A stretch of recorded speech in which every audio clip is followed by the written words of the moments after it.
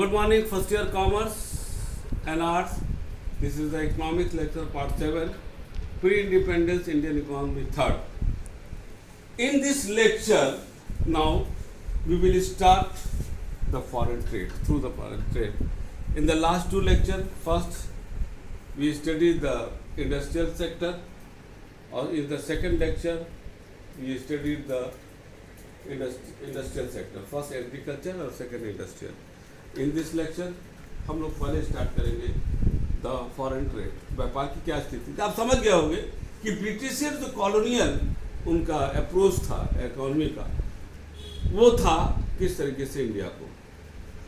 Really it was true कि that colony उनकी बहुत बड़ी थी, कई देश शामिल थे, लेकिन वो इंडिया को ज़्यादा फोकस कर रहे थे. क्यों?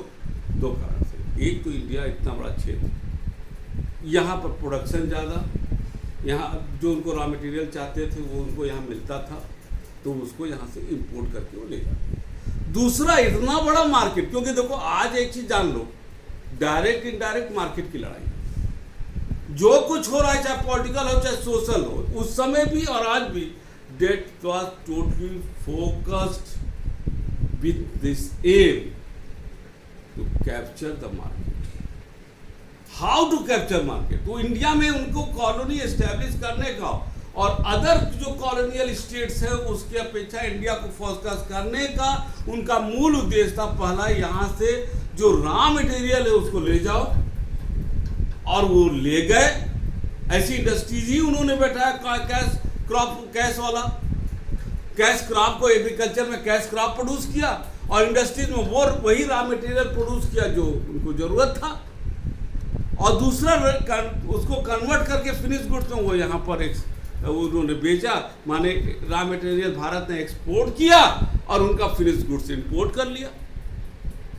ये तो फॉरेन ट्रेड की 50% जो हमारा उस समय का जो फॉरेन ट्रेड होता था, वो सिर्फ मोर देन 50% वो चला गया इंग्लैंड के साथ, और रेस्ट मैक्सिमम गया तुम्हारा चाइना है, और अगर कहा जाए China, Ceylon, Sri Lanka, Persian, Iran में, और ये सब जगहों पर गया.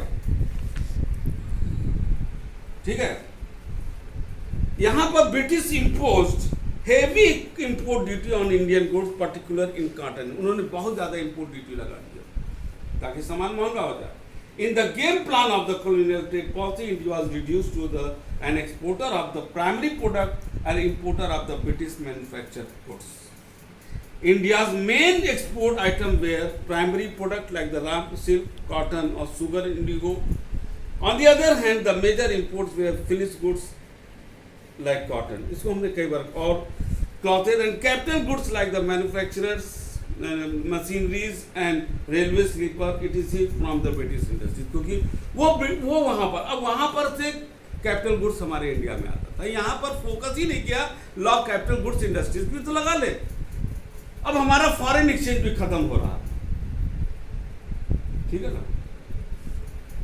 तो एक तरह से कहा जाए कि इंग्लैंड ने पूरा मोनोपोली हमारे इंडस्ट्री, हमारे इंडियन इकोनॉमी में डाल दिया. द ओपनिंग स्विच, जब, हाँ एक चीज हुआ, जब मिस्र के पास जो स्वेज नहर खोला गया, तब उसने जो है लिखा नहीं, देखो क्या लिखा है, the opening of the Suez canal further intensified the control of the British unequal trade policy. India was exploited both in the field of the import and export. उनको डर हुआ तो उन्होंने और रिस्ट्रिक्शन लगा दिया ताकि इंडियन उनके कैप्चर में ही रहे. यहाँ पर एक शब्द आएगा जो आपको एग्जाम में भी आ सकता है, that is the what is the export surplus. ये जानने वाली चीज है कि what is the export surplus. A very significant feature of the Indian foreign trade during the colonial rule was the generation of the large, यानी export surplus. ध्यान देना, export surplus implies that the country's total export were greater than its import. Export ज्यादा, import कम. But this export surplus was disadvantageous. देख लो, भारत के लिए नुकसानदेह था. क्यों नुकसानदेह था? Of the following right. पहला, because of more exports, several commodities were not available in the domestic market to the common consumer. जो हम लोग एक्सपोर्ट करते थे वो सामान भारत से एक्सपोर्ट हो रहा है, लेकिन भारत के लिए वो सामान, भारत के नागरिकों के लिए वो सामान उपलब्ध नहीं था। It created the problem of scarcity of certain essential commodity like fruit grain, cloth, kerosene in the country. हमारे कंट्री में इसकी कमी हो गई। Second, this export surplus did not bring gold and silver in the country. हमारे देश में न सोना चांदी नहीं आया। Rather, this surplus was used to make. अब भाई पैसा आ रहा तो हमारे पास सोना या अच्छी चीजें आनी चाहिए, लेकिन उन्होंने क्या किया, जो पैसा बचा वो उन्होंने क्या किया, payment for the expense of the Indian setup the Britain and expenses were fought by the Britain and to finance the deficit of the invisible items like the tourism, transport and insurance and banking sector. यानी कि total उन्होंने अपने ऊपर उस पैसे को लगा दिया।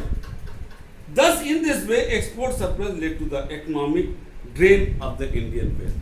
एक नया टर्म आया, economic drain. और what is the economic drain? Economic drain अगर इसको कहा जाए, in other words, economic drain imply all those payments which were made to England and India received nothing in return of them as a result of the economic policy of the colonial rule. The form of economic drain were mainly as follows. First, the excess of merchandise exports were imported in order to finance the deficit in the invisible balance of payment account. अब उन्होंने क्या किया कि जो हमारा जो surplus होता था उसको उन्होंने अपने यहाँ डिफिसिट बैलेंस ऑफ पेमेंट को पूरा करने के लिए किया। दूसरा, interest, dividend and profit remittance on private foreign investment and salary pension payment to the European officers. उन्होंने इंटरेस्ट देने में लगा दिया, जो भी डिविडेंड देने में लगा दिया, और अपने यहाँ के लोगों को नौकरी पर जो रखे थे उसको सैलरी देने में लगा दिया। And second, payment made by the Indian for the military expenditure for own constant and for cost of other for by Britain. जो ब्रिटेन युद्ध लड़ रहा था उसमें भी उन्होंने अपने सेना पर उसको खर्चा कर दिया। तो पहला हम लोगों ने जो बेटा देखा that was the foreign trade, ये हो गया। अब सेकंड हम लोग जो आज डिस्कस करेंगे, अब वो होगा आपका डेमोग्राफिक कंडीशन।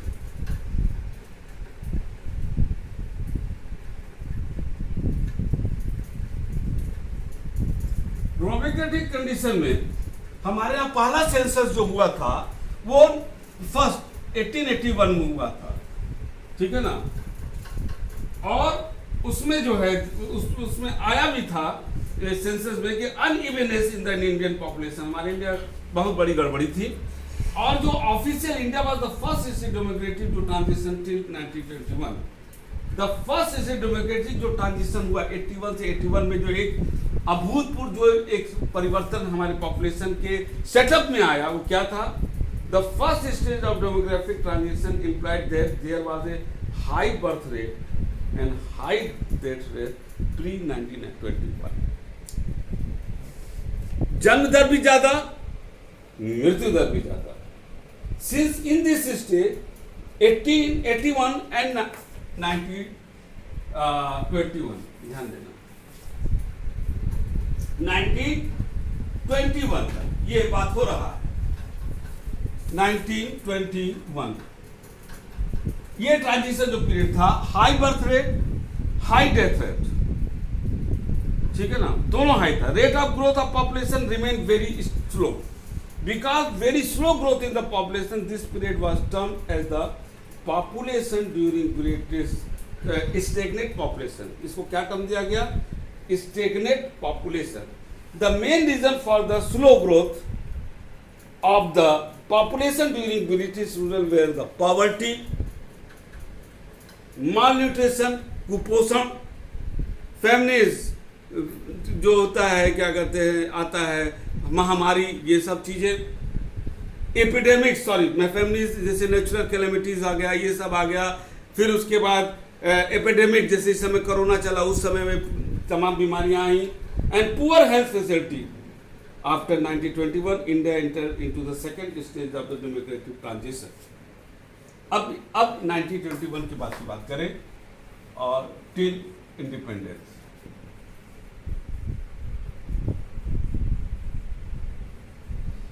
ठीक है, आते हैं अब यहां पर The qualitative impact of the population was not increasing during the British rule in India.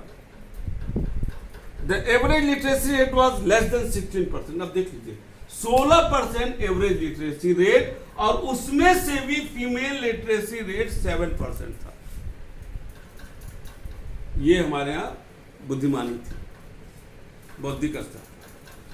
Education was not, किसी भी तरीके से उन लोगों ने एजुकेशन को सपोर्ट नहीं किया। Only a small fraction of people could get the education, hence the most of the population remained illiterate. The average level of health, public health facility were also low during the British. कोई स्वास्थ्य की व्यवस्था नहीं, शिक्षा की व्यवस्था नहीं, और इसलिए inadequate diet, माल कुपोषण, अनहाइजेनिक इन्वायरमेंट जैसे रहते थे गंदगी के बीच में, लैक ऑफ पुअर हाउसिंग, सब मकान सही नहीं, पीने का पानी सही नहीं, सैनिटेशन सही नहीं, हेल्थ से केयर फैसिलिटी सही नहीं, जिसका परिणाम क्या हुआ? ऐसी सी बीमारियां हुई और लोग मरना शुरू कर दिया। High death rate, mortality rate high as about the 218 per thousand. On the other hand, life expectancy जो था very also low, 32 years compared to the present 63 years. उस समय 32 साल जीवन का आयु निकाला गया, जबकि आज है 63 years. सोच लो क्या हालत थी। Thus the overall standard of living common people in India was very low, and there was a widespread poverty in the country. In this way, the result of British rule, India was transformed from the rich economy to the poor and backward one. अब हम आते हैं एक नए topic पर, इसी में that was the occupational structure. ठीक है, थर्ड ऑक्यूपेशनल, रोजगार के हिसाब से क्या था स्ट्रक्चर।